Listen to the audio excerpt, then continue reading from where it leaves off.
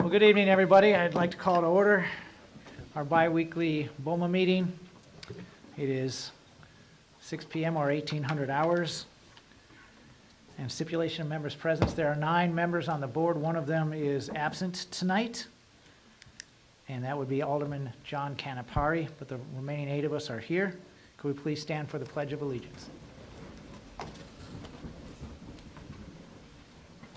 pledge allegiance to the flag of the United States of America and to the republic for which it stands, one nation, under God, indivisible, with liberty and justice for all.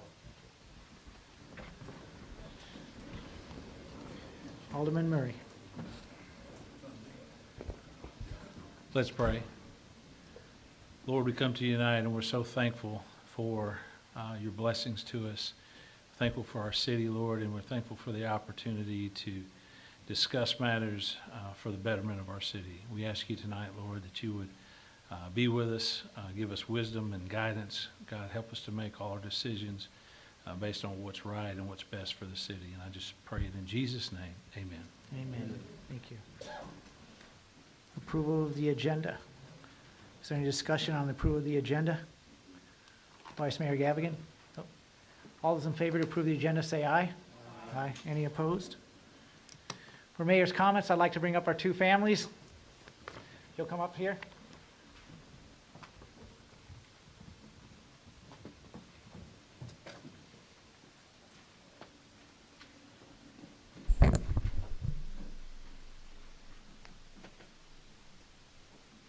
John and your family right here, sir. Appreciate your family over here, please. Foster family, sorry. All right, guys, as a mayor of Spring Hill, it's an honor and a privilege and a blessing to do a lot of things, and one of them is certainly to honor members of our community, but in this case, some outstanding members of our staff. They are retiring, and this is the John Pewitt family, who is, I'll read this proclamation in a moment, and this is the Jeff Foster family over here. So here we go. City of Spring Hill Proclamation, John Pewitt. Whereas the city of Spring Hill takes pride and pleasure in joining the family members and community in congratulating John Pewitt upon his richly deserved retirement after 20-plus years of service to the city of Spring Hill. Whereas since March of 2002, Mr. Pewitt has been trustworthy and invaluable to the city and is known to be dedicated, dependable, and hardworking. Whereas in addition to his distinguished career, Mr. Pewitt remains active with his family and touches many lives in countless ways. Whereas Mr. Pewitt exemplifies the best of American ideals and is a shining example of Spring Hill excellence. Now therefore I, Jim Hagen, Mayor of Spring Hill, hereby present this proclamation to Mr. Pewitt for his dedicated and devoted services he performed for the city of Spring Hill. Robert, you could come up here. Before we make this presentation, a couple of things about Mr. Pewitt. 20-plus years of service. He was in charge of the IT department. His wife, Kathy, and is right here, and he has 2 children with him, son Brant and daughter Bethany. And the 2 other individuals up here, your names are Ann, and we had somebody from the, yes. So they all came to honor him and you guys, so thank you. So anyway, what we're giving him this proclamation I just read, plus a 20-plus year, decades of a clock the city is giving him, and there are some gift certificates, sir, because understand that you love farming and you're family-oriented, so this will help you in your... No, that's farming. I'm like, Mr. Pewitt, sorry. That's right. Okay. Thank you. Thanks for grace. Because you love spending time, sir, with your grandson, Logan, we have a gift certificate that will help in that, but also, as a former person of service for the United States military, this man is retired from the United States Navy. Ladies and gentlemen, Mr. John Pewitt.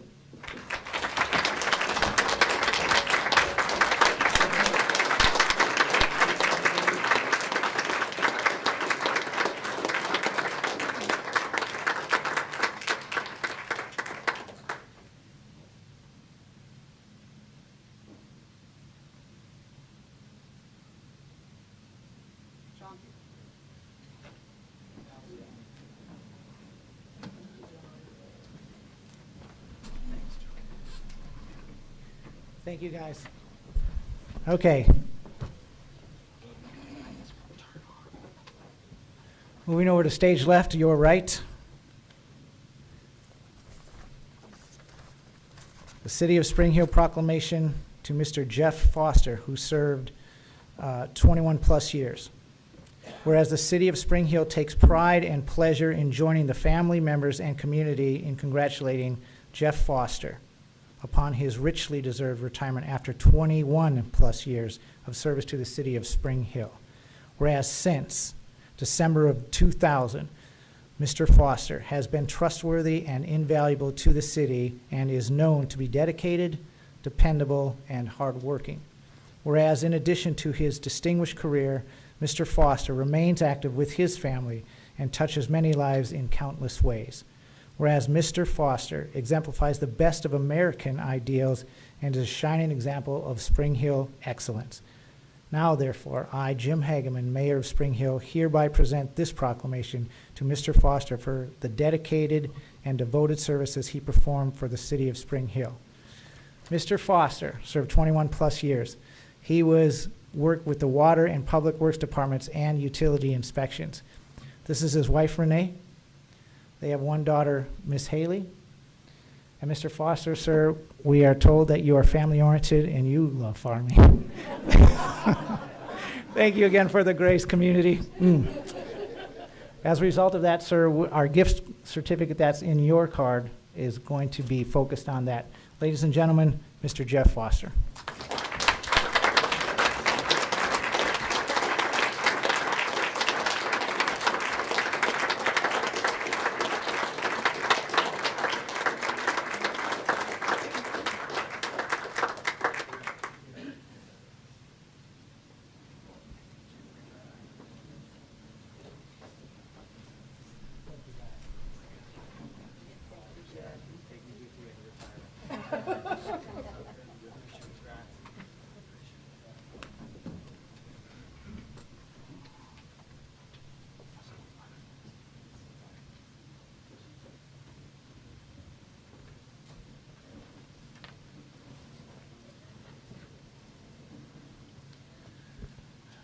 That was awesome. Ms. Caskey. The only thing I have at this time is already on the agenda, and that is the introduction of TMP Partners to talk about the new fire station, or police station. Yeah, okay. I was going to get shot by Chief, and Kevin was going to come hug me. We're still practicing grace. Yeah, she's practicing her grace too. April, can you switch over? Okay. So we have Lori Smith and Jeff Earwood here from TMP Partners. They were the contracted design consultants for the design of the new police department headquarters over in Kingsley Place. And tonight you will be seeing the first photos of what they've designed. So let me pass these out. Don't get too far ahead. Don't read to the end of the book. Find out who did it.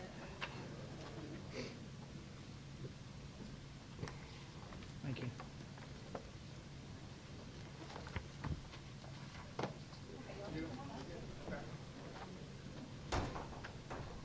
Well, thank y'all for giving us a few minutes tonight to present this to you. It's a really exciting project for the city, for sure, and for us as the designers.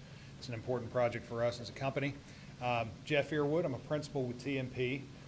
Lori Smith, project manager on the project. We have been working with the city now, actually worked with you back on when it was at Northfield, so working with Chief Bright and his team for a while now. So we're excited about the new facility. Design schedule, to give you a little bit of an idea about where we are in the process. We've completed 2 of the 5 major design phases. We're currently in the design development phase. So we expect the project to go to bid around September, October timeframe of this year.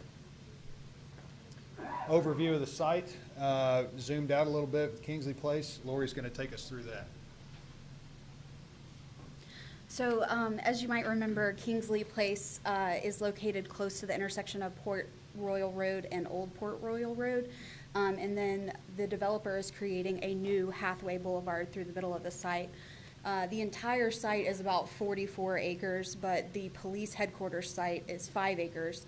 And so you'll see it outlined in blue on there, so you kind of get an overall picture of where we are on the site. So in particular, our site, we have public parking located on the south side of the site plan. And then on the right side, the east side, you'll see secure parking behind a secure gate. The police headquarters itself is about 60,000 square feet. That includes a rolling asset storage building, which is kind of an outbuilding on the site. You'll see that in the upper right-hand corner of the site plan. The public entry will be at the corner of that Hathaway Boulevard and the public parking, so it really locates that front corner as you're coming up the boulevard.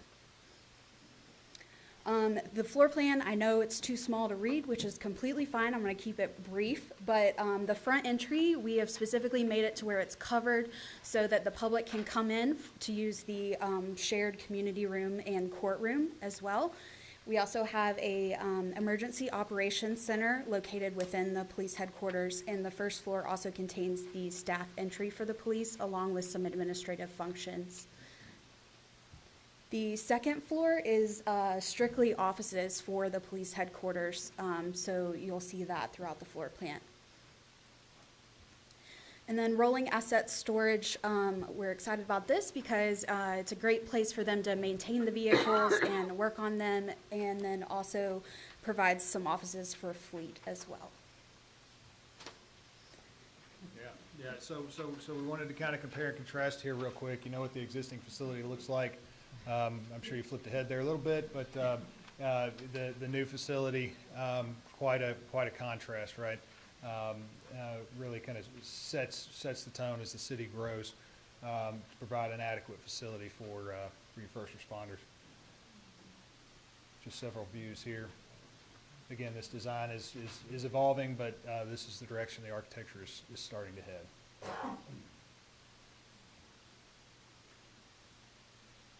We'll open it up to any questions you have. Wanted to keep it brief. I know you got a lot on your agenda tonight. Alderman Nieves?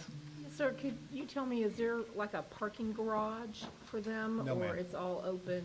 No, ma'am, there's not a parking garage. There is the asset storage building provides a few spaces undercover, primarily for maintenance of the vehicles.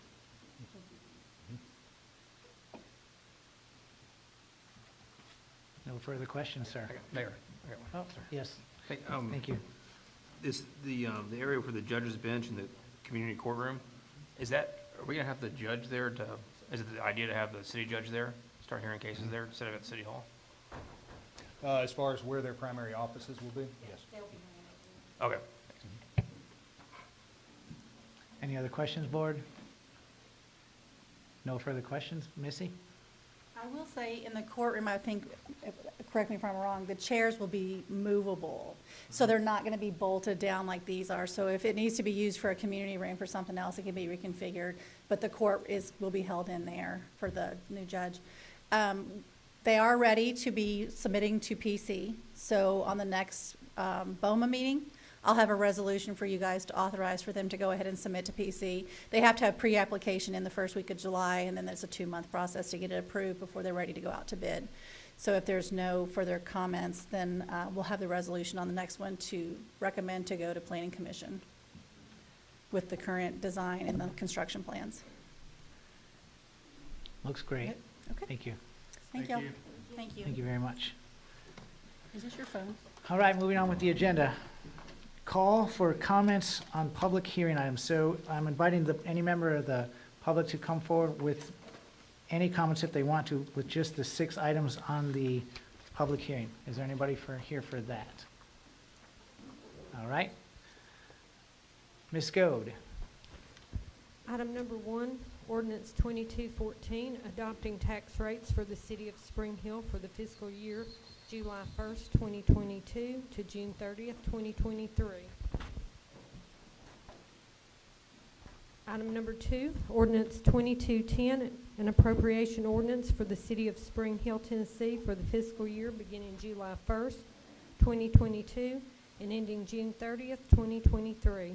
Item number 3, ordinance 2211, to amend Title 13, Chapter 4, Spring Hill Municipal Code regarding alarm systems.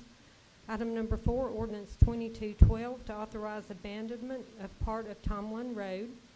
Item number 5, resolution 2294, annexation and adopting a plan of services for 383.90 acre portion of property known as Murray County Tax Map 49, parcels 5.00, 56.4 acres, tax map 44, parcel 19.02, 129.5 acres, and tax map 44, parcel 20, 198 acres into the corporate limits of the city of Spring Hill, Tennessee. Item number 6, resolution 2295, annexation and adopting plan of services for a 9.71 acre portion of 2705 Buckner Road, known as Williamson County Tax Map 154, parcel 6501, into the corporate limits of the city of Spring Hill, Tennessee. Thank you. At this time, are there any concerned citizens about anything?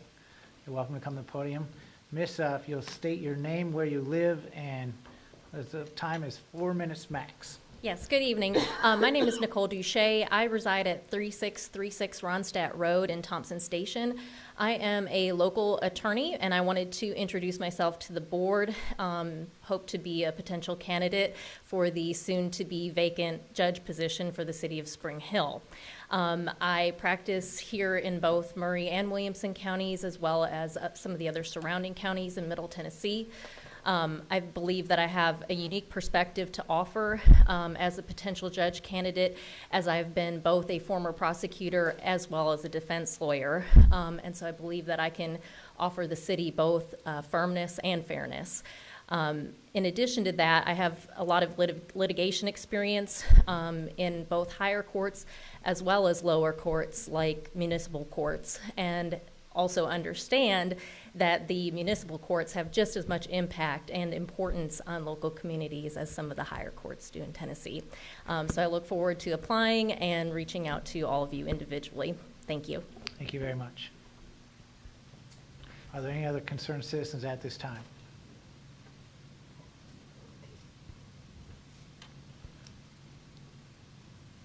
Good evening.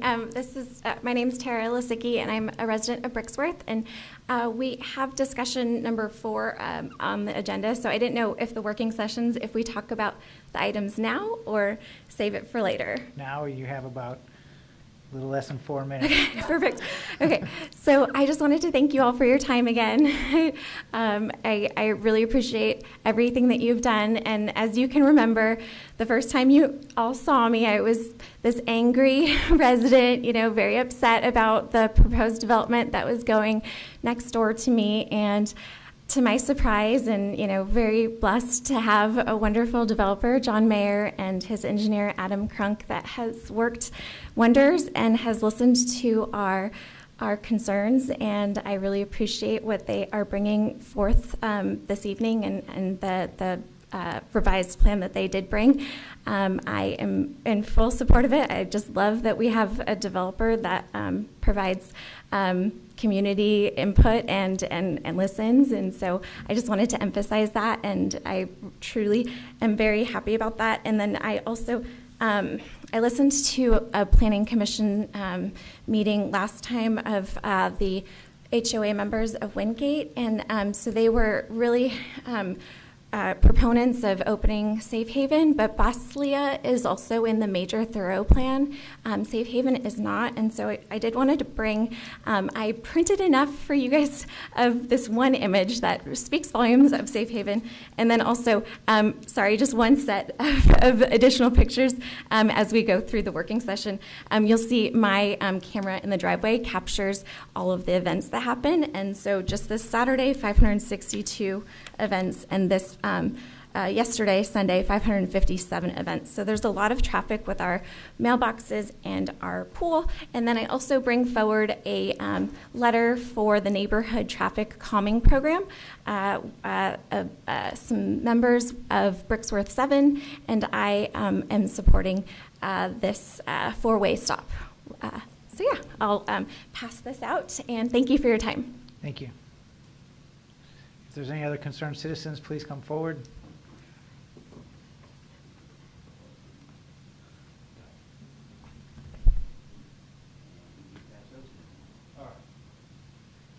I'm here also to address the situation at Brixworth. I'm David Hubner. I live at 2108 Burgess Lane, president of Wingate Estates HOA, and I did present to the Planning Commission last time our concerns about the proposal to make Bashley and Burn as well as accessing Hurt Road, the only areas that would be leaving for that development. Our purpose is not to build up animosity with Brixworth, but to challenge them that we were good neighbors and opened up Burn to Brixworth to open up. Now, Burn connects to a little street called Bashley, and if you've ever been through the park, some of you haven't, you'll see that the developer, for whatever reason, designed those streets to be very narrow. It's more like a walking area with very narrow streets. Your EMS, police, and fire people can always tell you it's been difficult to get through there. People do park on both sides. So we know that can be one of the outlets and entry points, but we'd also want to state that Safe Haven Place was always designed and intended to be a through street to go from this proposed new development into Brixworth. And Danes Drive is also another optional outlet, even though the road is curvy. There are no homes directly in the impact area. So I want you to consider, I'm not going to read the letter to you and insult your intelligence. You can read that. But I also want you to mention a couple other things that I hope you consider. I've addressed you guys probably 6 weeks ago about this. At some point, we have to be wise and widen Hurt Road. It's a narrow road, 2 lanes, no curves, ditches. I'm talking like it was duplex road years ago, and you know how dangerous that was.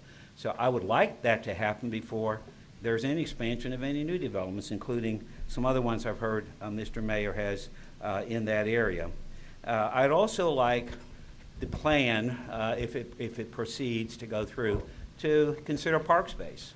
Wingate's was blessed with 17 acres by our developer, and we have a renowned Peter Jenkins walking trail in there. But I would like to see our fellow communities do the same thing as well, too. Third thing I think that contradicts the plan as it is now is if you read Spring Hill Rising 2040, this does not allow for efficient traffic circulation. It actually contradicts that, and I think if we're going to live by that, we have to address that. So we're here to continue to be friends with Brixworth, but we hope they would open up their community so people can get through there as well, and not just Wingate again. We've opened up Wingate, Burn Drive, and we know the folks at Brixworth can get there, and that's fine. But we want to see us work together as communities and all be good neighbors. So thank you for your time in this. I appreciate it, Mayor Hagen and Alderman, Ms. Caskey, and I hope you'll consider our concerns. Do you have any questions? Or okay, we'll save that for another time. But thank you. Appreciate Thank you, sir. it. Thank you for your time. Thank you. Are there any other concerned citizens at this time? Okay, thank you. Moving on to the voting agenda. Consent items. Ms. Goad. Item number 1, consider resolution 22102 to approve a memorandum of understanding between the City of Spring Hill and Volunteer Behavioral Health Care System for individuals experiencing mental health issues. Item number 2, resolution 22103 to approve a memorandum of understanding between the City of Spring Hill and Centerstone Crisis Service for individuals experiencing mental health issues. Item number 3, consider resolution 22104 to approve a memorandum of understanding between the City of Spring Hill and Rolling Hills Hospital for individuals experiencing mental health crisis.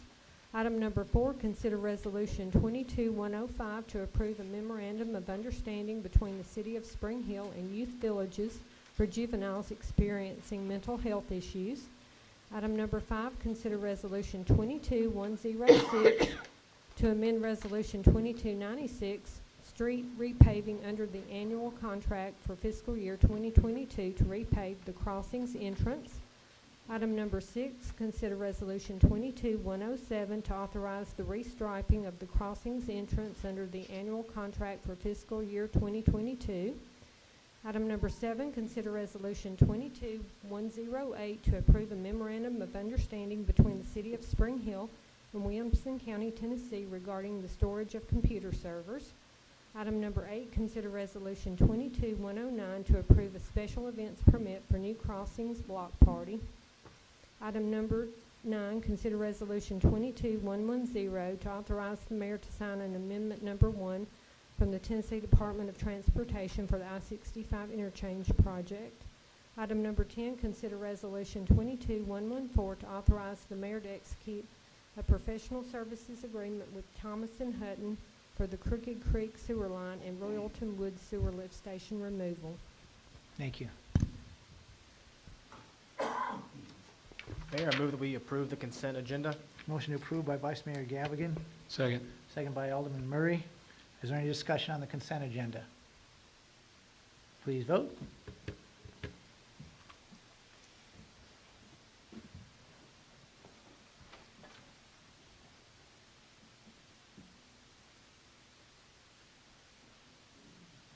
Consent agenda passes 8-0. Thank you, Board.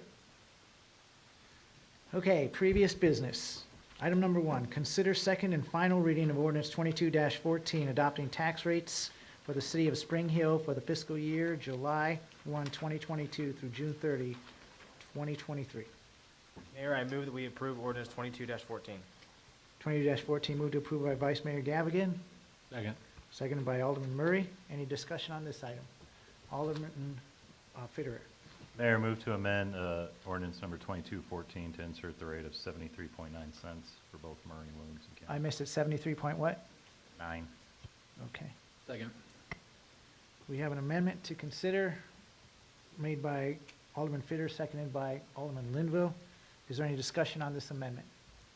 Mayor, I would just like to point out 3 things for everybody's information. Number 1, for the first time, the City of Spring Hill's assessed value topped $2 billion. That's a fairly good milestone, number 1. Number 2, it's kind of odd, but the rates are the same for both cities, which is a good thing. This is, I think, what you guys have always wanted to achieve, and it worked this time, so that's great to hear. It should also work for the next 2 years because of the way the assessments have done. After that, we'll see where it goes.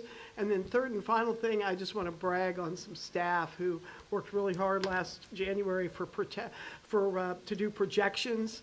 And this tax rate, when we did it last January, we projected it to be $5,000 under what this rate will generate.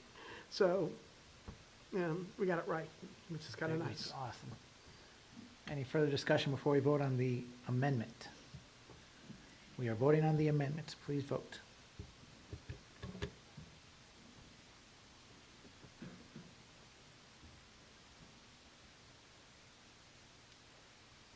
Alderman Fitter's amendment carries 8-0. Thank you, Board. Now back to the original ordinance, final reading of 22-14. Any further discussion?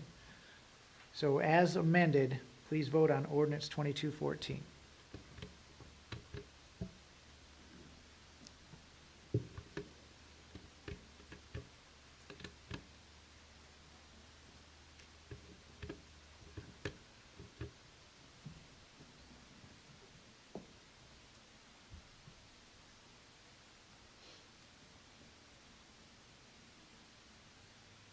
Ordinance 2214 passes 8-0. Thank you, Board. Item number 2, consider second and final reading of ordinance 22-10, an appropriation ordinance for the City of Spring Hill, Tennessee for the first fiscal year beginning July 1, 2022 and ending June 30, 2023. Mayor, I move that we defer ordinance 22-10 till the next voting meeting. Motion to defer by Vice Mayor Gavigan, Second. seconded by Alderman Murray. Is there any discussion on the deferral? Please vote.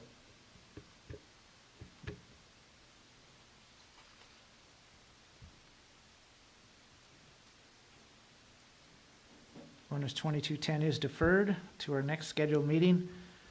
Thank you, Board. Item number 3, Consider second and final reading of ordinance 22-11 to amend Title 13, Chapter 4, Spring Hill Municipal Code regarding alarm systems. Mayor, I move that we approve the second final reading of ordinance 22-11. Motion to approve ordinance 22-11 by Vice Mayor Gavigan, Second. second by Alderman Murray. Any discussion on this ordinance? Please vote.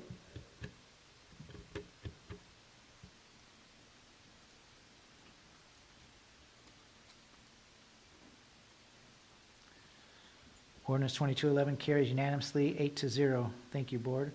Item number 4, consider second and final reading of ordinance 22-12 to authorize abandonment of a part of Tom Lund Road.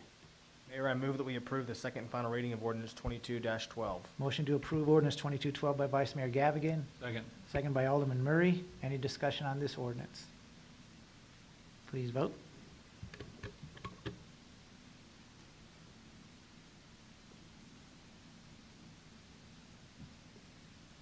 Ordinance 2212 passes unanimously, 8-0. Thank you, Board.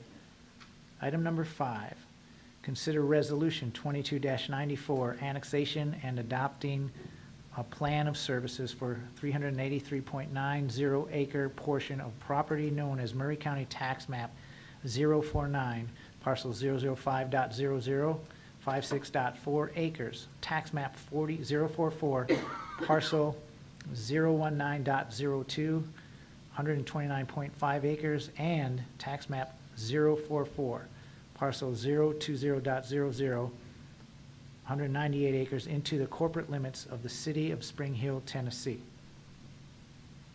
Mayor, I move that we approve resolution 22-94. Motion to approve 2294 by Vice Mayor Gavigan, seconded by Alderman Linville. Any discussion on this item? Alderman Linville. Just one note from the Planning Commission. This was recommended for approval unanimously by the Planning Commission a few weeks ago. Thank you, sir. Any other discussion? Please vote.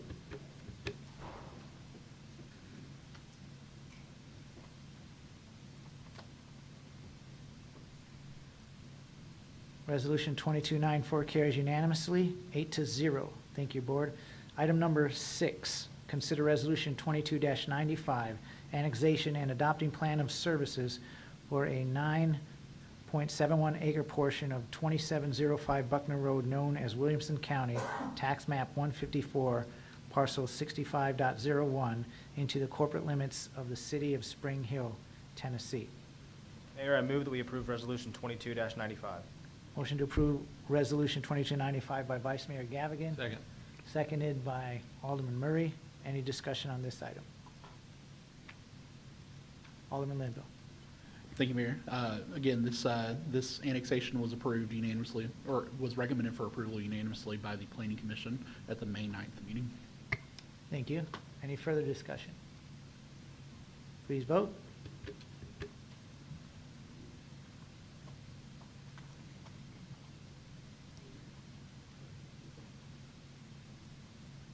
Resolution 2295 carries 7-0 to 1.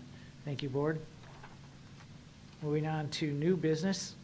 Item number 1, consider first reading of ordinance 22-15 to amend the fiscal year 2021-2022 budget ordinance number 21-09, ordinance 21-26, and ordinance 22-06, providing for revisions to the general impact fees, 18-75 capital projects, water and sewer, American Rescue Plan, and stormwater funds. Mayor, I move that we approve the first reading of ordinance 22-15. Motion to approve ordinance 2215 by Vice Mayor Gavigan. Second. Seconded by Alderman Murray. Any discussion on this item? Please vote.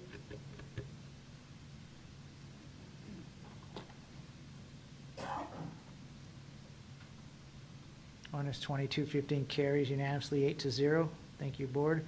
We are on item number 2 of new business, which reads, consider resolution 22-115 to adopt a schedule of authorized positions for fiscal year 2022-2023, providing for repeal of conflicting schedules and providing for an effective date. Mayor, I move that we approve resolution 22-115. Resolution 22-115, motion to approve by Vice Mayor Gavigan. Second. Second by Alderman Murray. Any discussion on this item? Please vote.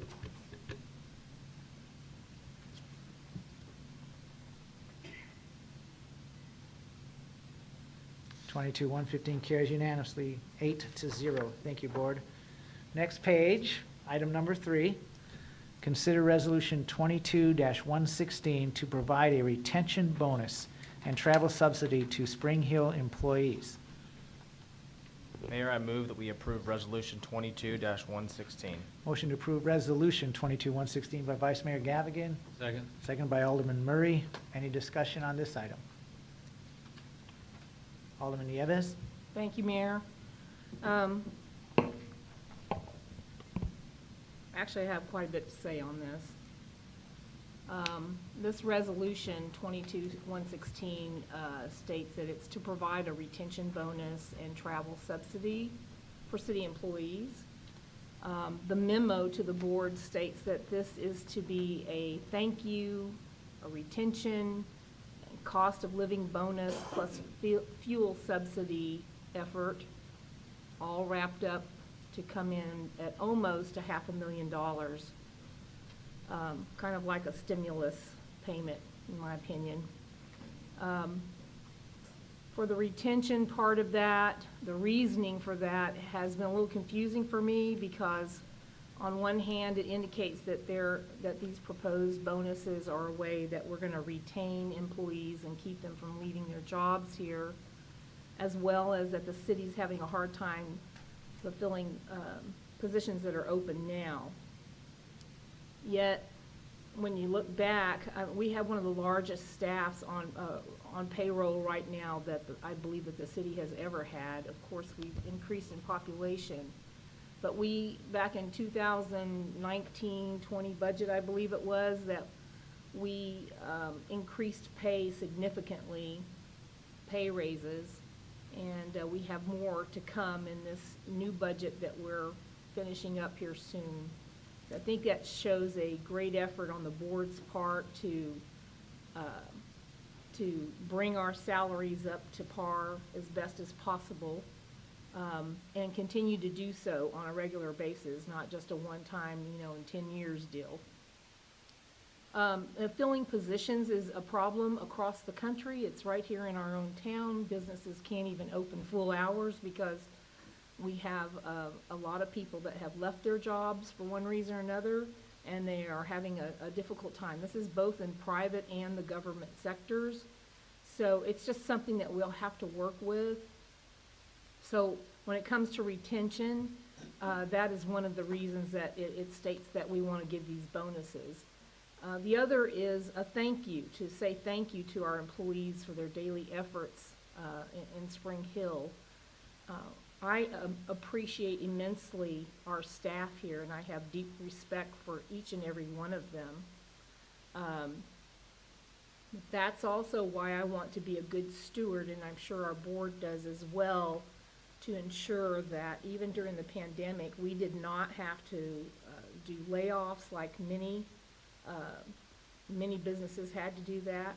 I don't really know about the governmental sector, but people had to take pay cuts. I know people in my own family that went through that to keep their jobs, and we have not had to do that.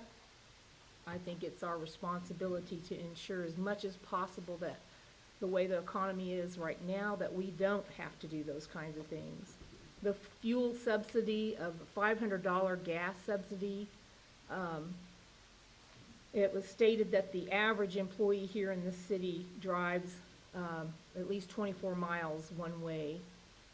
And I feel personally this is a shame that our own employees cannot afford to live in Spring Hill and have to live elsewhere. And that is, we continue to be one of the 15 fastest growing cities in our country, so we've got the rooftops, but not affordable to our own employees here. Most citizens, though, in this city have to drive over 24 miles one way to get to their jobs. Commuting is one of the big headaches, but it's also one of the identities, unfortunately, that this city has had. So a large part of our population here deal with the very same things. So my question that as I look through this that I kept coming up with here is, you know, exactly really what's driving this, because this came at like the 11th hour. It came up, we haven't had any BOMA discussion on it. There's no data or analysis to justify this. We're told that other communities are offering the bonuses, yet there's no information that has been provided, no references on what communities, what kind of amounts are these bonuses, what impact did it make, how are the citizens reacted to that. We have to have sound data to make good decisions and not follow just emotional narratives in what we do.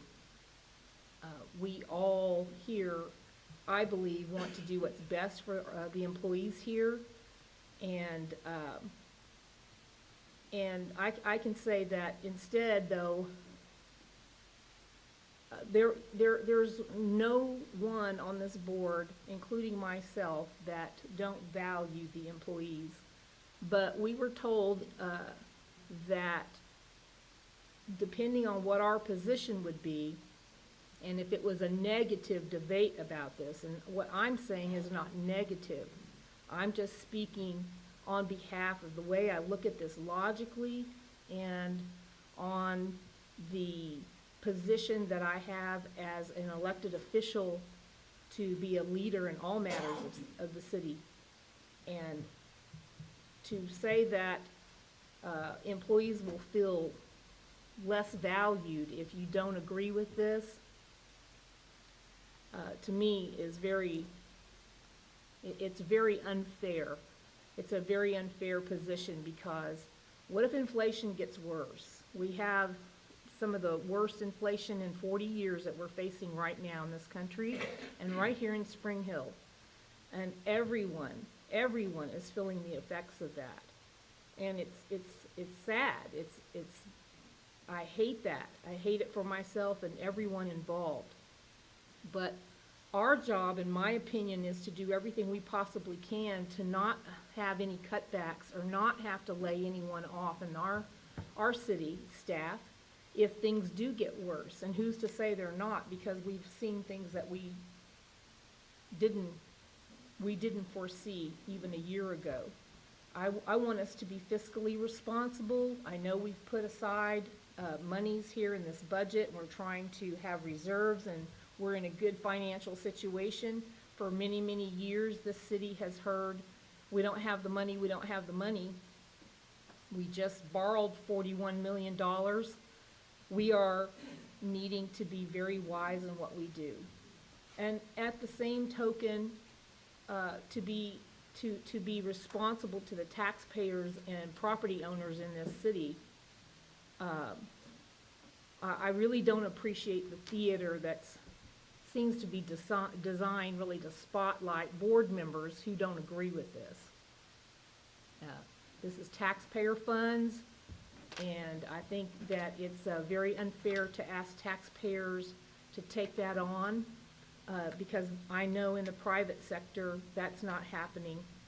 And I would appreciate if the board would consider the fact that there are other ways that we can continue to show appreciation to the staff, as well as continue to work on making sure that their pay raise and benefits continue to evolve in the future. But this is, I think it's a bad system set up where our own taxpayers are going to feel slighted by this as well. And so for those reasons, I will not be supporting this tonight. And I ask the board to reconsider. Thank you, Alderman Nieves. Alderman Linville. Thank you, Mayor. First thing I want to say is thank you to our city staff. This past year it's been a hard year, and just appreciate the way that when this previous board came in, there was a lot of open positions, and we filled them with really exceptional people. And one of the things that we've heard is this is an emotional decision. I would say I'm looking at this as a purely economic decision. We are, yes, we are thankful to the city staff, but also I think that investing in retaining our staff, the high-quality staff that we've both developed and acquired over the past year, is an extremely, extremely high return on investment decision. It's true in this part of the country. There are neighboring municipalities that are giving both higher raises and bonuses than we're able to give here in Spring Hill. And so if we were in a spot where that weren't the case, then maybe it would make sense to economically to not invest in our staff right now. But we're in a situation where someone can go up the road and potentially earn more money. And so what we want to do is invest back into our staff, because if you lose staff, there are a couple of things that does. One, you're having to both go without a position for a long time. You're having to reinvest in training, and those are things that actually cost the municipality dollars and cents. The second thing is that right now we're having a hard time being able to, like a lot of businesses in the country, filling the positions that we have available. And so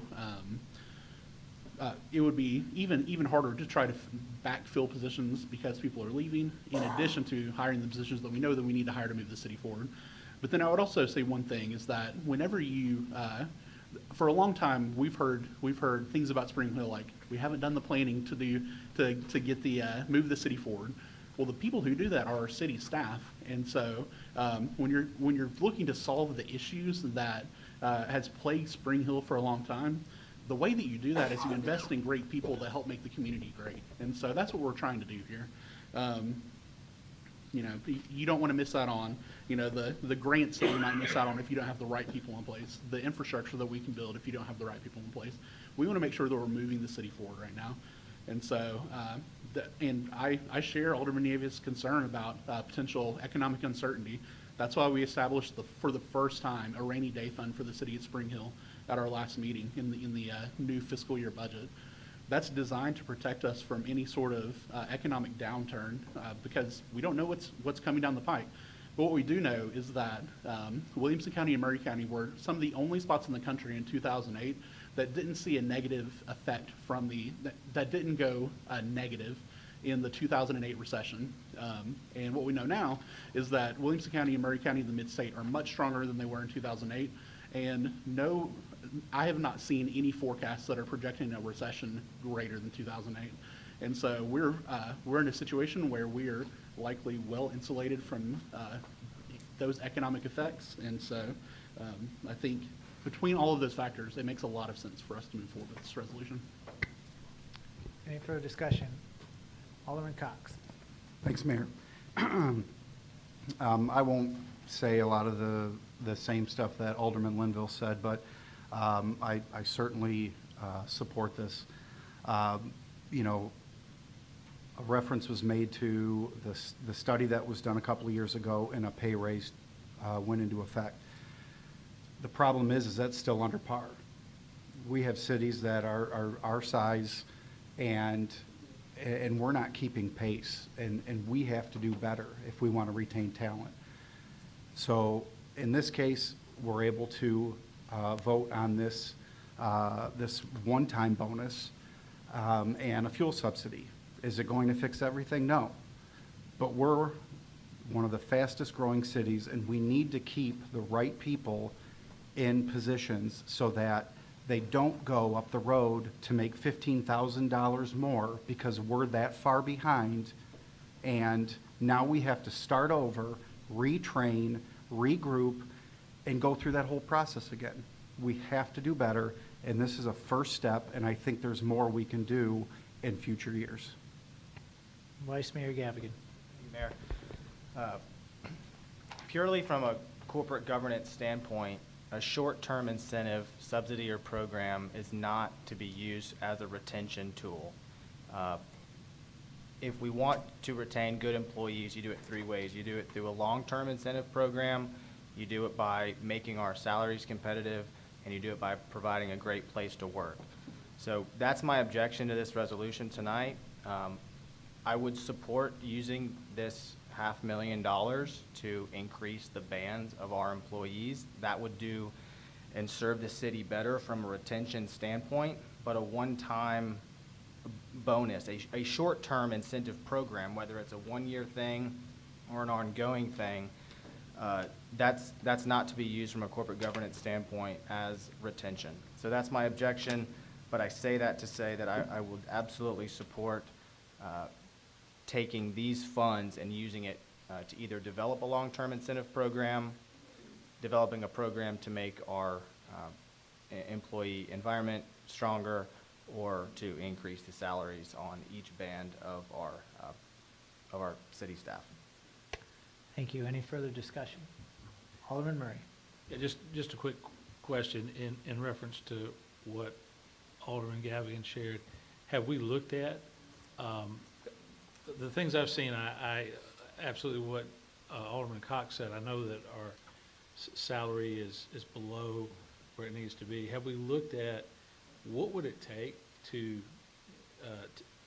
make that right, so that retention bonuses, look, I run a business, I've had to do those things to try to retain talent. It's not always the best thing to do. To his point, it is a short-term thing, but have we looked at the money that we're allocating to see, could we get the salaries where they need to be to make sure that we're at least on par? So, Alderman Murray, this year, we've kind of taken a different approach. Rather than paying a consultant company to come in here every 3 or 4 years, things are just moving too rapidly for us to wait 3 or 4 years every time and do a big lift. Not to mention the approach that was kind of promoted was in a stable environment. So you leave your base pay where it is, and then every year you move people through the ranges at some percentage, but you don't move your starting pay for every job. Well, that's great for your employees. They're moving through the grid, but it does a lousy job for attracting people to apply for your jobs because they're getting further and further behind every year. So this year, you have in the budget that I believe will be approved a 6% improvement in the cost of in the salaries for employees. 3% of that is going into the single employees to move them through the range, and 3% of that is moving the whole range. In addition to that, the police department was the furthest behind of any of our employees, and if you remember, we did an amendment to add $300,000 to the budget to get the police department in line. We believe that we are now going to be competitive generally with most surrounding departments in the police department. Next year, we'll take the same look through the system. Hopefully it won't be the police department next year, it'll be another group, probably the utility workers based on what I'm hearing right now.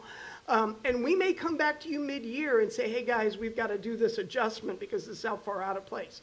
Remember, we have cities giving everywhere from 5%, and they were paying basically the same or a little more than we are, to 19% increases. And cities have been giving bonuses between $2,000 and $4,000 as retention bonuses. I don't disagree with Alderman Gavigan that this is not a great long-term strategy, but given the amount of cost that our employees have absorbed, particularly on the gas front and in some of the other fronts, and the fact that we gave them 2.5% last year and they've been paid they're suffering with 8.3, this is a way of us acknowledging that they've had to do a lot more at home for less or whatever. And I think this was a gesture that will be well received by them.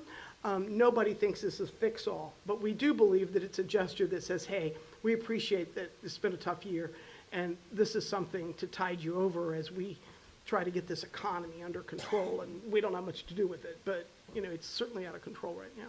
So that would be my answer. I hope that answers the question. Alderman Nieves? Yeah, I just finally wanted to say that, we've heard a lot of, I can really appreciate that Pam has brought to us since she's been here about how far off we are from other cities that are our size, even some of our sister cities, neighbor cities, in just about everything.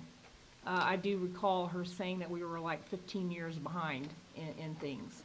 And the efforts that are being made to rectify that, I appreciate that and can support that, but we can't do it overnight. The pay raise, we paid, that's right, a consultant to come in here and tell us, but that was a significant move, and then here we turn around again and we're doing it. We have to do it, we have to work at it, and to do everything we possibly can that the people that work here are being paid what they should be getting, what the market bears, and more. But there are so many other ways as well for incentives for people to enjoy being here, 4-day work weeks, all kinds of things that we can do to say, though, that not everybody in our city just about are dealing with these same kinds of situations. We're all paying more for gas. We're all paying more for everything. And the inflation that is running away, that we have no idea where we're going to be. These are very, very uncertain times, and we need to be very wise. I think it's a good steward on our part not to approve this at this time, so that we definitely are able to be in a position to maneuver better and be more frugal, period, overall. I'm conservative, I've said that, and I am proud of it. But I can just say to you that making decisions like this, number one, I don't think it's fair to the taxpayers, because we're all dealing with this. And we have a lot of senior population here as well now who are on fixed incomes. But also, I don't think it's the best way, the best use, or what we should be doing, the kind of solution we should be looking at to ensure that we have taken care of our employees and that we continue to attract good employees here. Thank you. Any further discussion? Alderman Pomeroy. Thank you, Mayor. I'm going to be supporting it tonight for all the reasons Alderman Linville mentioned and Alderman Cox mentioned. And also, I'll add that I've had the opportunity to meet with several first responders here in the city and several city employees. I've been on the board here for a little bit more than a year. I've been impressed with the productivity of the city staff. I'm concerned when I meet with the first responders and they tell me the numbers that the sister cities are paying first responders. Our first responders are taking a look at those numbers and they're eyeing them, and they're debating whether or not to move on. I understand the concerns by the Vice Mayor. That's a valid concern, that it's not the best long-term retention plan. But I think this kind of gets us to where we want to try and be with the retention for not only the first responders, but the city staff. So I'll be supporting it tonight. Seeing there's no further discussion, we are discussing Resolution 21-116. We have a motion, a second. Please vote.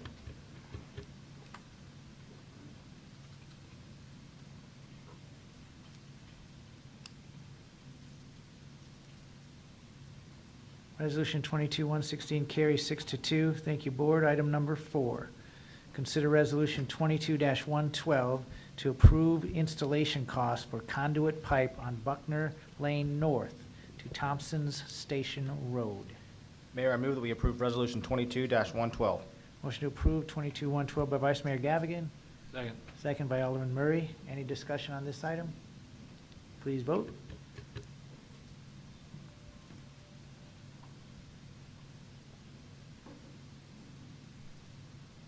Resolution 22-112 carries 8-0 unanimously. Thank you, Board. Item number 5, consider Resolution 22-113 to authorize the City of Spring Hill to enter into an agreement with PM-AM Corporation to manage alarm permits. Mayor, I move that we approve Resolution 22-113. Motion to approve 22-113 by Vice Mayor Gavigan. Second. Second by Alderman Murray. Any discussion? Please vote.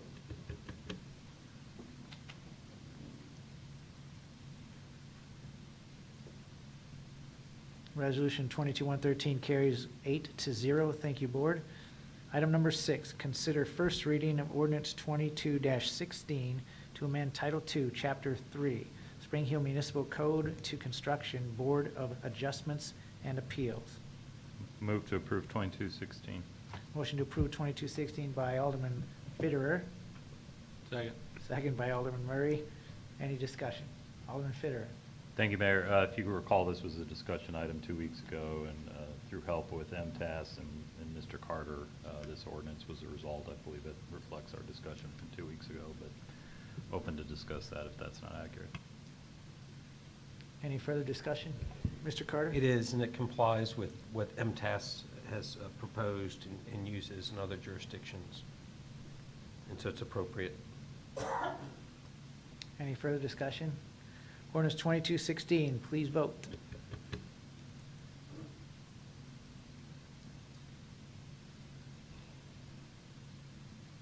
First reading of ordinance 2216 passes 8-0. Thank you, Board. Item number 7, consider first reading of ordinance 22-17, amending Spring Hill Municipal Code Title III, Chapter 1, adding Section 3-102, procedure for the appointment of a city judge. Mayor, I move that we approve the first reading of ordinance 22-17.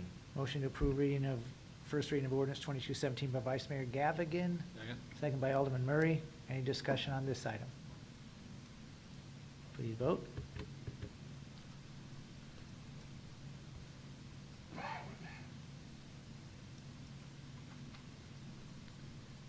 Okay, it carries for ordinance.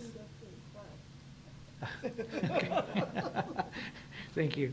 All right, we are unanimous, 8-0 to the first reading of ordinance 2217. Thank you, Board. Last item in the voting session. Consider resolution 22-117 to authorize the mayor to sign a vendor services agreement with VC-3 Incorporated to provide information technology managed services for the city of Spring Hill. Mayor, I move that we approve resolution 22-117. 2217 resolution, motion to approve by Vice Mayor Gavigan. Second. Second by, missed it? Me. Oh, okay, thank you. Sorry, I yawned. Any discussion? Alderman Fitter. Thank you, Mayor. Staff has asked me to make an amendment based upon a request to change from the vendor that I believe Mr. Carter has reviewed as well. So move to amend the agreement itself, section 22, by inserting the sentence excluding the master services agreement with VC3 signed by the city of Spring Hill on May 14th, 2020. April, did you get that? Okay. We have a motion, we have an amendment motion by Alderman Fitterer. Is there a second on that? Second. Second by Vice Mayor Gavigan. So we're going to vote on the amendment, and then we'll come back to the discussion. So any discussion on the amendment? Vice Mayor Gavigan. So that all happened so fast. So what's the purpose of this? One answer. Alderman Fitterer? The vendor made a request to change to the contract late in the day Friday that's specific to the entire agreement section, which is,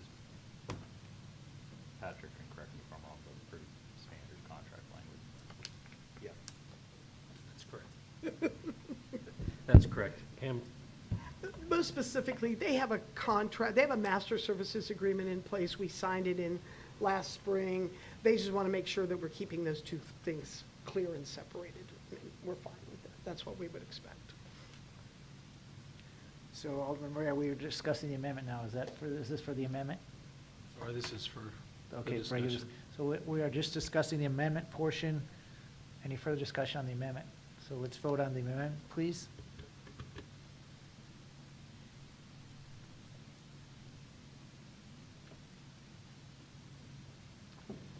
The amendment by Alderman Fitter carries 8-0. Thank you, Board. Now, back to, which is, we have a motion and a second for resolution 22-117 as amended. Alderman Murray for discussion. Yeah, just a couple quick questions that was passed on to me. Just want to make sure we had some clarity. So whether it's for Pam or city staff, are our losses covered if V3 accidentally causes our services to be out for a period of time? They have standard professional indemnity language in our VC3 vendor, in our vendor services agreement. We carry, remember we're actually contracting out. So this is slightly different. This is not a professional service. This is, we're actually bringing them on as almost contract staff, if you will. And so we carry cyber insurance. We started picking that up after 17. And so we are covered, and as such, they would be covered. Now, if they do something that would be professionally irresponsible, they have coverage. But if just the normal course of business, something gets through, we have coverage. So maybe that answers it. The next question too? Should there be professional errors or omissions insurance added to the requirements? No, it's already carried. I believe it's already in there. Alderman Nieves? Thank you, Mayor. I went through this, and I had a lot of things that I found here that concern me. First of all, I did not realize when this was gonna come to us, that it would be a 5-year contract. That's a long time. And we're paying, what, $408,000 a year for this? Might be wrong on that total, but, That's about right. is that about right? Yeah, it's about right. Yeah. They do state in their contract here, their scope of work, that if a cybersecurity event or incident response activities or remedy efforts exceeding 8 hours of a technician, engineer, or project management time, that we would be charged for that. I can tell you, just like when we had that situation with the cyber attack for the city, it took weeks. And that is such a, I mean, the other part of this is that we have invested in the past here, not even too long ago, for a lot of antivirus, malware, phishing software that the city has either, I don't know if we own it. I know some things we own software, or we bought the package and it's on our servers, or we're renting use of it through the cloud. But they're going to be using their own. They also say that the client is responsible for their own devices. So there were just a lot of things in here. I just felt like this contract, I would have loved to have seen this ahead of time, this detail that we're seeing here, so that we could have had some more questions and clarification.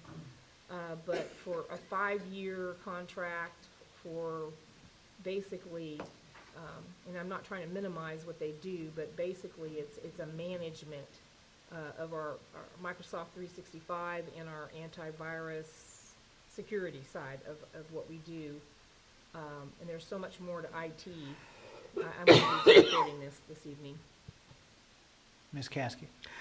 I can answer some of those questions, but I mean, the reality is these guys are going to do everything we need them to do other than be on site, and we will maintain the folks that here, we have them isolated. So much of our world is going to IT, but they're going to be managing all of our network systems, and all of our antivirus and all of that are subscription-based.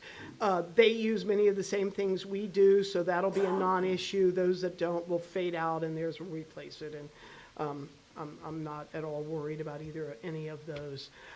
These guys are by far one of the best in the business. The reality is the two others that I thought we would get that are also best in the local government business did not bid for this. There's one in California and there's one in the Chicago area that both do this almost full-time basis on municipal governments. The other bidders we got had one or two municipal clients. They did not have a stable of municipal clients. These guys have stables of municipal clients. So, Any further discussion?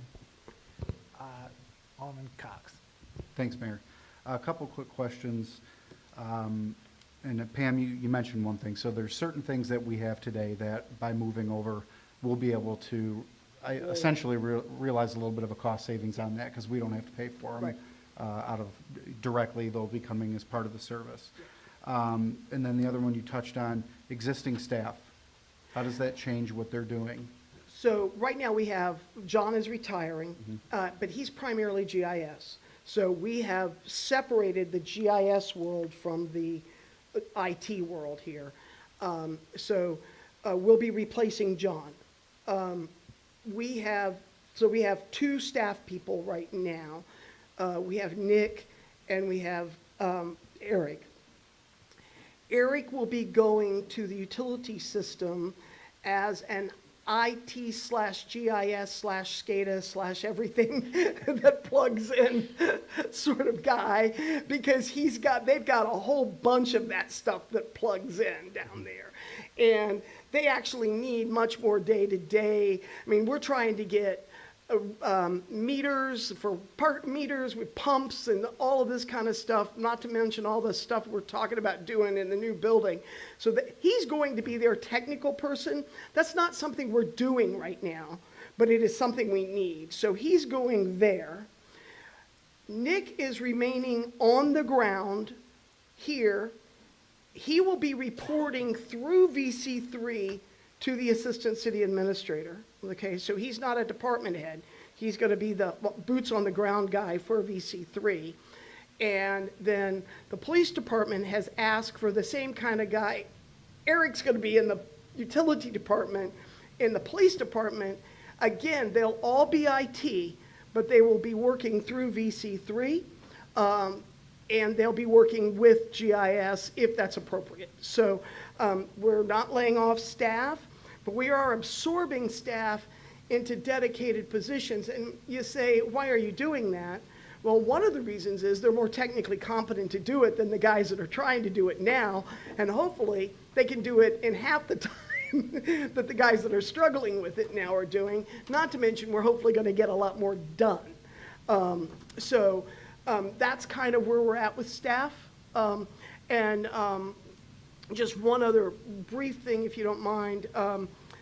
The other advantage to bringing in VC3 as contract operator is that we can't compete with Oracle. We can't compete with Ramsey. We can't compete with all these other high-tech businesses that are around here for top-level chief information officer level staff, which is what we need. So by contracting out, we don't need a full-time CIO, but we do need a piece of one. And so this allows us, in essence, to only use the level of service that we need at the time we need it. And they've bundled this in. We're not the first person they're doing this for. So they know that generally we'll end up using this, this, and this. And in the beginning, we're going to spend a lot more of their CIO time than we're going to spend probably a year from now. For the record, please tell us what CIO means. Chief Information Officer. Thank you. And the 5 years is designed that we can customize after the first 3 years when we kind of get stabilized, that we can start bringing in-house if we decide we want to. But frankly, until Oracle's up and done and stopped draining the field, I don't think we ought to try. Okay. The other question I had is, within the contract, there was reference to minimum infrastructure requirements. Is there any other costs for us to get us to what would be their minimum? We put $200,000 in the capital budget this year to get to those minimums. Okay. And for the record, that came out of their report when they did the evaluation. Okay. And for the record, 200,000 for this next fiscal year, or this one we're in? Next fiscal year. Thank you. Alderman Linville. Thank you, Mayor. I just wanted to reiterate what Mrs. Caskey says. This is a extremely higher level technology consultant than we've had in the past. I'm not an IT expert, but I have a friend who he runs a business in that space in Nashville, and he looked through it and told me that this is a pretty comprehensive approach. There's 4 pages of services that they're doing here in the contract, and so including C-suite level, advising chief information officer. So I was impressed by this, and I'll be supporting it tonight. Any further discussion? Please vote.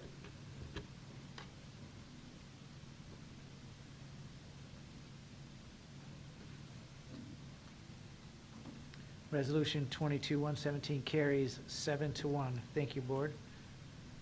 Okay. 7:13. We're going. All right. All right, that concludes the voting portion of our meeting, segueing into the work session discussion mode. Item number 1, discussion for the fire department non-essential lift assist calls. Chief Glenn. Good evening. Thank you, Mayor, Board, Ms. Caskey. I come to you this afternoon looking for some direction, some help. Hopefully I won't take up much of your time. Currently, we get dispatch lift assist calls. Citizen falls, they need help getting up, can't get themselves up. We will send a truck out and on emergency as long as they're not hurt. If they're hurt, they'll go emergency along with the ambulance. But currently, if they're not hurt, truck will respond out on emergency, lift them up, make sure they're good. If they're hurt, they'll request an ambulance. No problem. We're going to take care of our citizens. That's priority number one. I've noticed here in the past 3 or 4 months, and it's getting more and more regular, what I would deem non-essential lift assist calls. For a couple examples, we had a private ambulance service come into the city on a discharge. It's probably been 3 weeks ago. Was going to an apartment complex. The patient was going home on the 2nd floor of the apartment complex. They called 911, requested a truck come out there, help them lift the patient up. They're for-profit ambulance service, okay, not Williamson, private ambulance service. Of course, truck went out there, helped them up, get the citizen in, no problem. We have an assisted living here in the city. One person on staff at certain times. We get called over there all the time, and they need help getting them up out of the floor. That one person that they have on staff cannot do it themselves. And then another thing, doctor's appointments. You know, they'll call and say, hey, we have a doctor's appointment at 2:30. Can you send a truck out to help, get the patient out to the car? And then we should be back around 4:30. Can you come back and help us then? So I'm looking for guidance on these type of calls. Most of you probably read in your packet, we have 4 trucks in the city, over 50,000 now. So I would appreciate any advice. Thank you. I have a question, probably maybe for you, Mr. Carter. Is this something that, I worked at an assisted living, and I don't recall when one of our residents fell or something, there was always staff that we did call the fire department to help assist that staff. There was enough staff in place to do that. So are you bound legally to do that, Mr. Carter or Chief? I don't know. If they call 911, we're going to help, because we don't want to leave that patient lying in the floor. That's what we're currently doing. But you got a variety. You got the assisted living. You got the private ambulance service that's transporting from a hospital in Nashville to here that's needing help. That probably has other ambulances that could, from their company, come help them, lift that patient up the stairs. But they're using our resources. They are our citizens. I'm just trying to get some direction, and maybe Mr. Patrick can help us. I think the difference, Mayor, would be between a nursing home and an assisted living, where there's less staff with an assisted living and more with a nursing home. I would expect if someone fell in a nursing home, there'd probably be sufficient staff to lift the person. That may not be the case with an assisted living, where the person is living more independently. That may be the difference, Chief. Mayor, I believe we have a difference between our moral obligation and our legal obligation. And I believe our moral obligation is exactly as Chief Glenn has spoken. We're not going to leave a person laying on the floor because they don't have enough staff to get them up off the floor. We are going to respond, and I don't think any of us want it any other way. The question is, should the taxpayers of the city of Spring Hill pay for the wear and tear on trucks and people and potential workers' comp claims and all of that, so they don't have to hire additional staff? And I think that's where the issue is. And the reality is, we have a right to charge for services that we provide. And I think there can be something, and I think Matt probably has an idea that he would like to propose, but I think we have that legal right to do that. We have a moral obligation to help them, and not to say after, unlike false alarm calls, after 3, we're not coming anymore. I think we have an obligation to go every time it happens. That said, I don't necessarily think we have to go for free. Alderman Fitter. Thank you, Mayor. Ms. Caskey, you're right. We dealt with this exact same issue, except it was Chief Hood standing there back in 2017 or so. So Alderman Gaffigan. We did try to look back and see. Yeah, and at the time, we essentially directed the city administrator to send them out the first, for-profit entities, send them out the first 2-3 times for free, and after that, start assessing a service fee. Not a fine, but a service fee proportional to the cost of the services. And it was my understanding at the time that in about 90 days, that curtailed a lot of the for-profit calls rather significantly. So I think there's a pretty simple carrot and stick approach that we've done with the So same would that mean that we should frequent flyers in the develop past. some sort of MOU for these places? No, I think we need a policy or an Okay. ordinance. I don't think it ought to be an MOU, because a private ambulance company, we may not have to have an MOU on, and a different one may come in here every month, Right, but. right. It was, in 2017, if my memory's serving me correctly, it was, the handful of newer facilities around town where the issue was very prevalent. At the time, we weren't using Williamson County Medical. We were using a for-profit ambulance service as our ambulance provider in the city, so that wasn't an issue. But we essentially drew the line at, if you're a for-profit entity and you're misusing the service, you're charged for the service. I think we gave the city administrator at the time a little bit of discretion in implementing it, and discretion in what was and was not misuse perhaps, and I'll guess that's part of why it probably faded here over the past 5 years. So if we need a simple resolution or simple policy adoption, and I think we can curtail the behavior quite fine. Would that fall under like the doctor's appointment request and things like that? How like for the private? Well, let's figure that out. Okay. Figure Okay. that out All right. offline, but- Perfect. All right. I would support a resolution to help that out. I see, good thing at least we got the fast vehicles coming on board. And don't get me wrong. We're all about That's right. helping our citizens. We're just so I appreciate your time. On this issue, I want to make sure that we concur on two different things. If a private individual falls at home, even if it's once a week for an entire summer, it is not our intent to have the policy cover that. It is our intent to have the policy cover for-profit individuals, for-profit organizations that should have the staff around to do it for them, and we're supplementing that staff. Is that a fair Yes. mix? That would be consistent with the policy that Matt referenced in Okay, 2017. I just I'm not wanted to make sure I made that distinction, since there was nothing in the minutes that we could I find don't on think it. we passed a resolution in 2017, I though, don't did we? believe we passed a resolution either. I believe it was a retreat discussion out at Deer Lodge, and it just got implemented the following week. I don't think we passed anything. Anything else from Chief Glenn? Thank you, Chief. Thank you. Item number 2, discussion of the Scruggs settlement. Mr. Carter. Yes, this is the lawsuit that resulted out of the unfortunate accident on Saturn Parkway approximately 2 years ago. The young gentleman was thrown from his car. It is believed he died on impact. The responding officers had conflicting information from Williamson County Dispatch. And the young man was run over by one of our responding cars in the dark. The officer was not told that anyone had been thrown from the car. In fact, he thought he was responding to an entrapment. Litigation was filed by the family. At this point, they've agreed to settle for a total of $15,000, $7,500 from the city, $7,500 from Williamson County. $6,500 of Spring Hill's share will be paid by our insurance carrier. We would only be responsible for the $1,000 deductible. I highly recommend the settlement because it ends the lawsuit.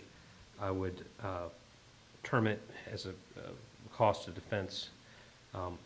Frankly, I don't think it was a very good lawsuit to begin with, but it continues to put our employees and officers' time through depositions. And once you get to a jury trial, as the lawyers here know, you really don't know what's going to happen with a jury of 12.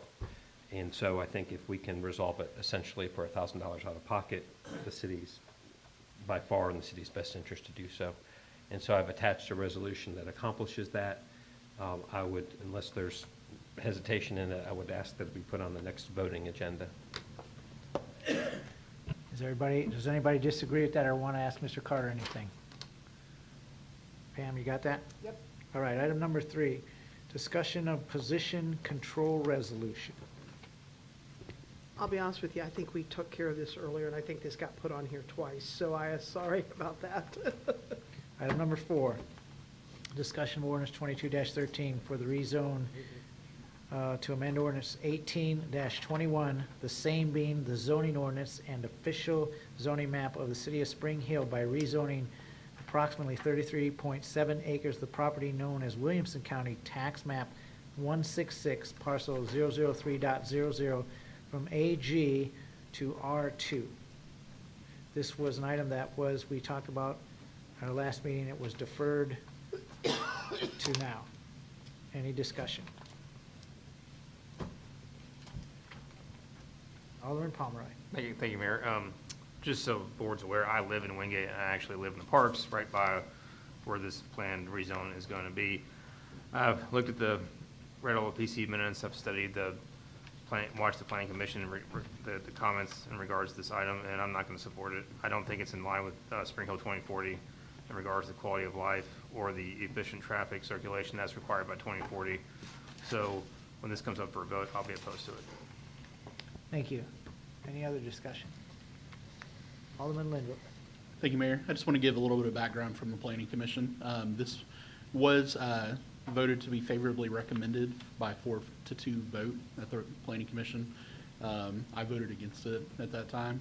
I think that between Hurt Road, which we heard about earlier today, and the Buckner Lane widening project, the public facilities and the infrastructure would be lacking to support this rezone at this time, but also said at the time that potentially in the future this came back, I would be happy to reconsider it after there's additional infrastructure, but just wanted to provide those comments from the Planning Commission.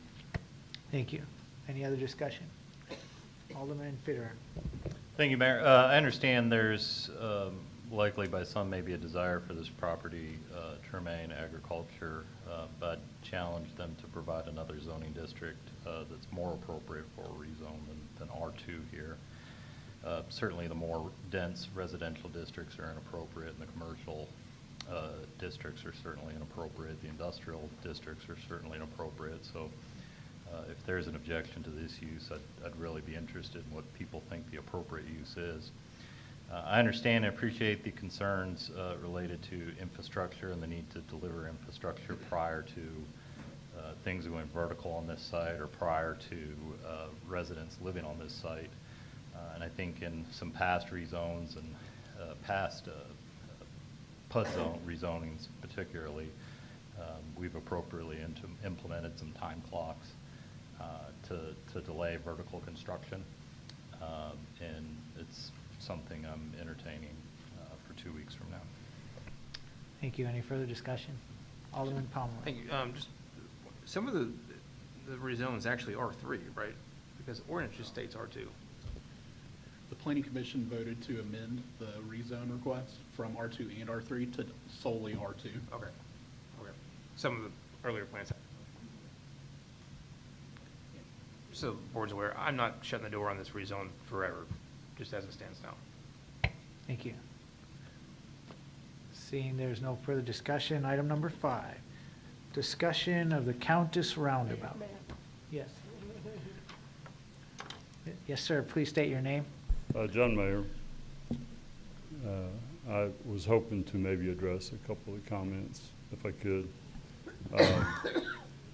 I appreciated both Tara's and David's comments concerning both the adjacent neighborhoods, both Brixworth and Wingate, and we're sensitive to those things. I would piggyback on something Mr. Fitter said. This would be the first step. This is a rezoning. This is, as most of you know, takes a lengthy process. We would be willing, if we could get the rezoning, to pace this that would be in keeping with what the city felt was appropriate. We're wanting to work with the city, work with the citizens, try to find the best solution possible. The 2040 plan does call out for the type of residential that we're asking for. These would be probably the biggest lots in Spring Hill that are currently going. They're going to average way more than the surrounding areas. They're probably closer to 15,000 than the 10,000 that most of the surrounding areas would have 10,000 square foot lots. So it's our intention to do a good job. I apologize, my engineer's a little bit late today. I'm a very poor excuse for an engineer standing up here, so I appreciate it. But anyway, I just wanted to address those things. Thank you. Thank you. Okay, so any further discussion? Moving to item 5, which is our last item on the work session, discussion of the Countess Roundabout. Ms. Stahl. So this is a project that has been on the books for a while, and when some former staff left, Tyler Scroggins and I inherited it and kind of had to sink or swim to learn the rules and what all's been said and what all has been proposed. I know this was not something that was rated as a priority from the BOMA advance. We have had some talks with the Cordino group you guys approved for them to prepare a design. We've talked with them about the cost. The developer of Elena Park has also talked with us about installing the road and the construction, much as we did with Reserve Boulevard, where Mr. Mayor, and he installed it. We didn't have to go to bid. It was at a less expensive price, and everybody just contributed to it that was involved in the reserve. This is the same type deal. The developer of Elena Park has offered to install it for us, and then everybody would just make the contributions. So this is just a rundown. It's a brief, this is a high-level estimate. By no means is this pen to paper. This is just a high-level estimate. You can see that if we built it, it would cost 4.7. We'd need to bid it out, and it would take 13 to 16 months to build. If the Elena Park contractor does it, it's 4.270, so it's a savings of 430,000, and we would not need to bid it out, and they could do it in 12 months. At the bottom, you can see the contributions from the impact fees from the 4 developments that are surrounding it. It's almost $2 million. So Pam asked us to bring it forward to you guys to see if this is something that you guys want to leave on the table, or we need to let the developers know something. Literally, I think it's 13 years this has been going on, that they've been told this is going in, and the developers are asking for an answer one way or the other. Alderman Fitter. Thank you, Mayor. I think it'd be foolish to leave both time and money on the table. And for the record, this is also a project that's identified in the 1875 Capital Improvement Plan. So by all means, we should be advantageous and seek to save time and money when we can. We should move forward. Advantageous and opportunistic. Mayor. Yes, ma'am. I want to call 3 quick items to the table here. I know this has not scored very high in the priorities. This has been around since 1875 was put together, but interestingly, Port Royal and Buckner wasn't even discussed. And oh, it wasn't on 1875. How's that? Not, okay, so I wasn't there, so I can only tell you it didn't make the list. How's that? Isn't it 1,800, 1,400 feet? 1,400 feet from the edge of the right-of-way that we're doing at Port Royal, work that we're doing at Port Royal and Buckner, and the beginning of the Countess Roundabout. It seems to me like in a place where we're continually called to the table for not having planned in advance of development, it seems kind of backwards to say we're going to leave money on the table, we're going to let a problem hang out, and we're going to do something that we could actually put two intersections in the middle and make it work for the future. I know that you have to spend money before you absolutely have to in that situation, but for the record, guys, I've been pounding my table and screaming about that since 1985, so I'm not stopping now. So, you know, if you want to replicate the Cookeville discussion, go dream and get it done. So, yes, it's money. Yes, we've got a lot of priorities, but much better to do it on the front side of needing it done than the back side. One other advantage is while these properties are undeveloped, or in the case of South Haven, it sits a little bit off the main, is that we could request that the right-of-way be part of the final plat, so we don't have to go back and buy right-of-way. and then we're not tearing up the road again once all the added traffic is there. The developer has said that he could probably start this in 6 to 8 months with his schedule, and we would have to bid it out, get the construction plans done, bid it out, and then 13 to 16 months to get it built. He said he could have it built in a year. Alderman Linville. Thank you, Mayor. I would stay with the many infrastructure needs in Spring Hill. Anytime we can knock something off the list for half price, I think we should probably take a long look at it. So I know there's a potential of significant development coming through that area, and yeah, I would be in support of moving forward with this project. So can I ask, and I think this is taking advantage of something because things come up and you don't necessarily plan for, but I'm always a proactive guy. I want to be, and that's the way I see this.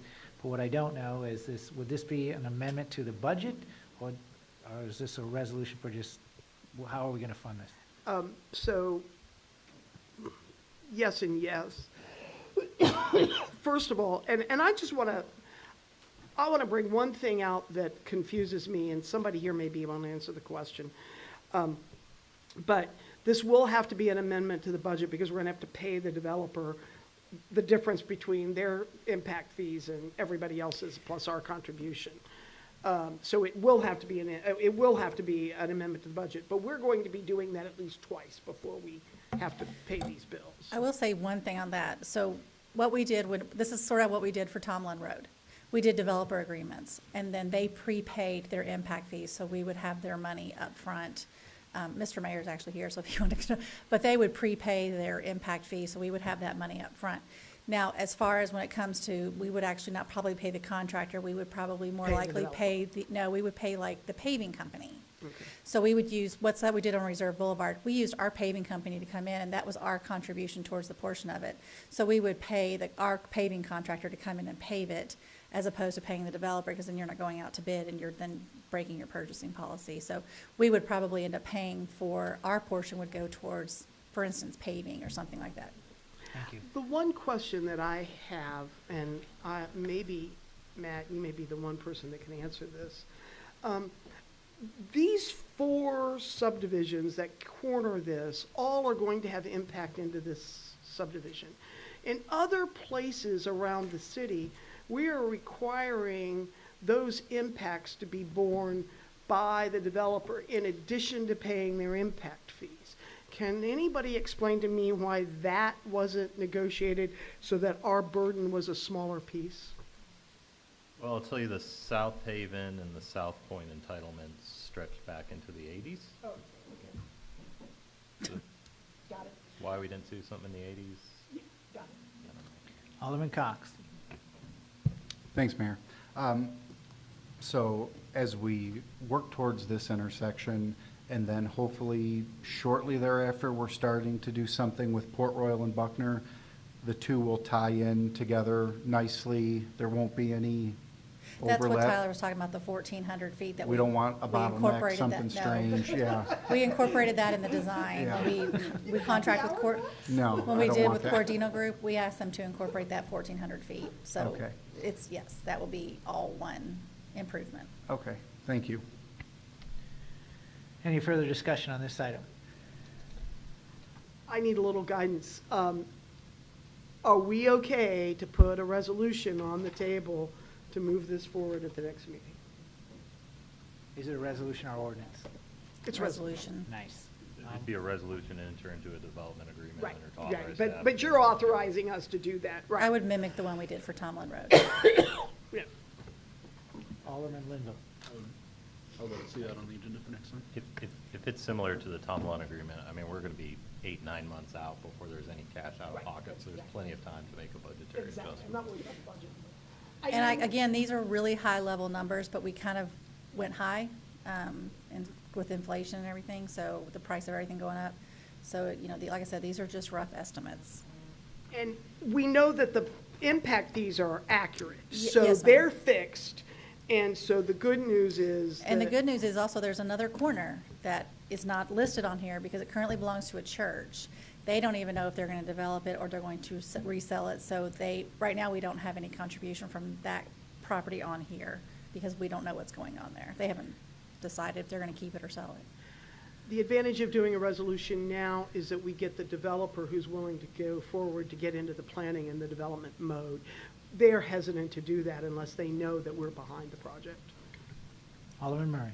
So I just want to make sure I'm clear. So we're actually talking about doing some infrastructure prior to, I just want to make sure I understand it, prior to developing, which is a pretty novel idea. We're trying to get this set It'll go up some nice. in hand with the South Haven's bin development and Elena Park, but yes, for any future, we're doing this in front. Okay, just Yes. want to make sure I understood it. Yes. You get that?